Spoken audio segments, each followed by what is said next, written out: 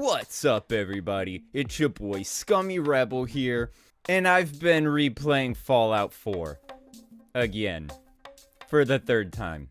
But it feels like the first time because I'm playing on survival mode, and you haven't played Fallout 4 until you've played survival mode. No, that's not right. That's not right. I mean, a lot of it's the same. It just uses more complex. It has a better way of utilizing... God, what am I trying to say here? Survival mode turns Fallout 4 into a survival game? Drank beer, liked beer, still like beer.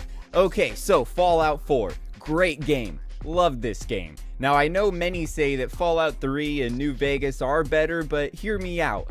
I don't own an Xbox, my PS3 won't stay powered on, and my computer can barely handle making videos, let alone becoming a gaming computer. So despite Todd Howard saying I can replay those games, I can't. So you could tell me Fallout 4 sucks, but unless you want to send me an Xbox so I can play these games, then keep your mouth shut. So Fallout 4, the latest Fallout game.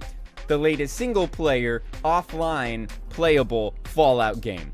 Now, it's a great game, even on PlayStation, where mods are basically like, what the f*** is a mod? Now, despite being a great game, and even many Fallout fans agree that it is a great game, it just wasn't a great Fallout game. Now, I haven't played 3 or New Vegas, but I do understand where that stems from. The options for everything got narrowed down by a lot in 4. There weren't as many ways to do things the way that you wanted to do. You could basically respond with no, yes, sarcasm, or ask for more caps. Quests usually have one goal: kill the enemy. Now, this I didn't mind as much. I'm a simple man and can roleplay in a game with far less. Hell, I practically turned Far Cry 3 into Green Arrow's origin story on the island. So while, yeah, a more immersive role-playing version of Fallout 4 would be great, there isn't one.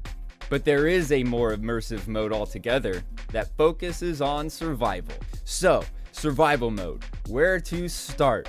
Well, for one, you need to eat and drink and sleep, or else you start to get major stat changes. Lack of food lowers mainly your endurance, so go too long without food and your health is cut. Anywhere from -1 to -8, maybe -10 if you go way too long.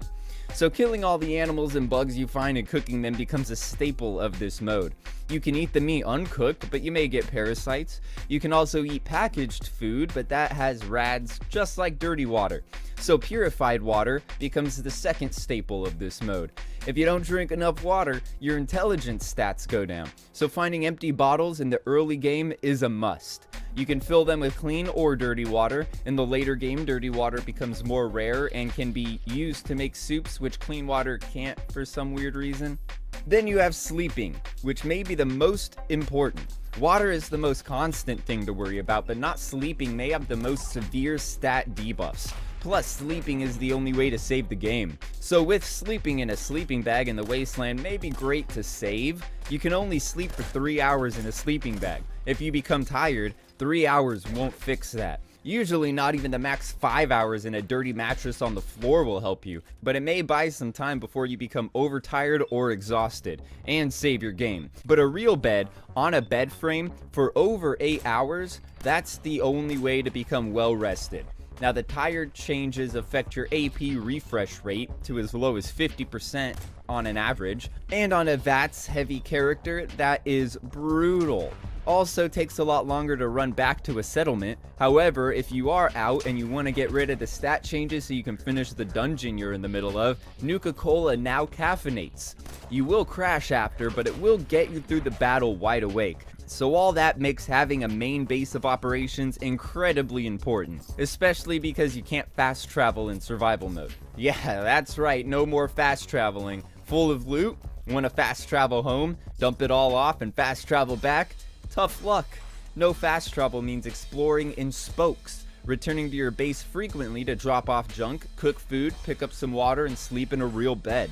So if you're smart, you'll only be in Sanctuary 3 times. The first time, after helping Preston in Concord, and after reporting your first settlement success. If by then you don't take him as a companion and send him to, at the least, Red Rocket gas station, you'll be doing a lot of pointless walking. Red Rocket is great since it has every workbench, but the drive-in should be your first base.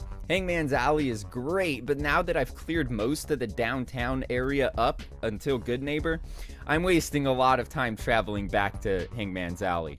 Also, carrying capacity is super low, even with your companions. Picking up lightweight junk or stuff necessary to crafting is all that ends up coming with you. And picking weapons is more important as well now, as ammo has carry weight. So you could pick up all the ammo, as it's not heavy, but you do have to dump everything you don't have a gun for back at your base. And when you have low fusion cells for the righteous authority, a lucky 10mm becomes your best companion. So you may be thinking, Rebel, eating, sleeping, drinking? If the game tells you you're peckish or thirsty, how is that challenging? Are those the only stat changes to worry about? No, my friend, it's not. Would you like parasites, requiring you to eat more food, insomnia, requiring more sleep, or lethargy, requiring sleeping more frequently, or my favorite, an infection, which spreads through you, taking some HP occasionally?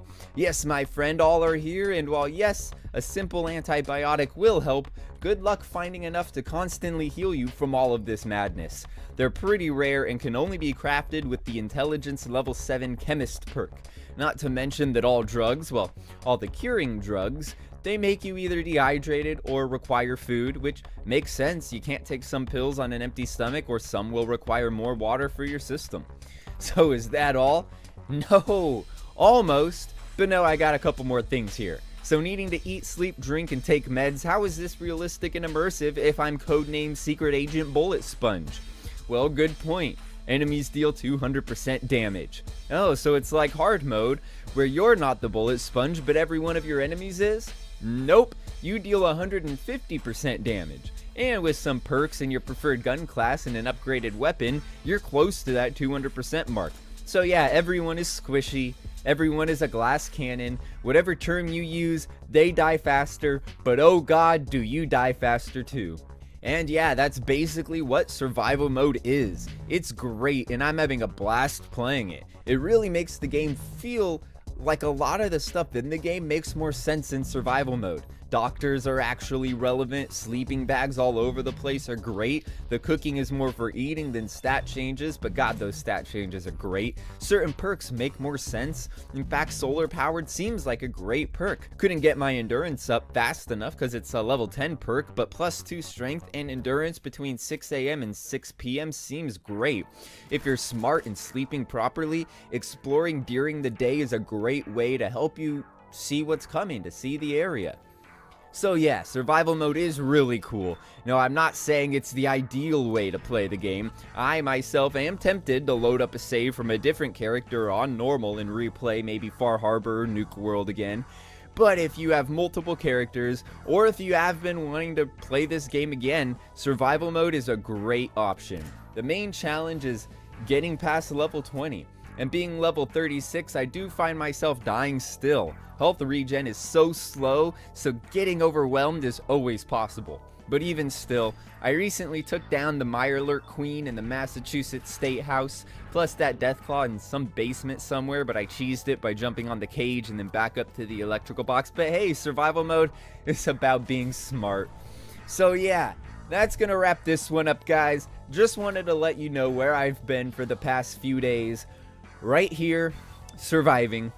But yeah, I do enjoy playing this game, and I know it's a 3-year-old game, but still, I love it. And I'll tell you what, I wanted to do a Let's Play on survival, but didn't know how to go about it. I think I figured it out, so if a Fallout 4 survival mode playthrough is something you're interested in, leave a comment down below letting me know, and I'll do it. Either that or lore, theories, whatever, I don't care. I just love this game, and want to bring some of the content to this channel. I don't know. Anyways, I've been your boy Rebel, making this video because I just died after 45 minutes of not sleeping and don't want to redo the Silver Shroud missions again right now.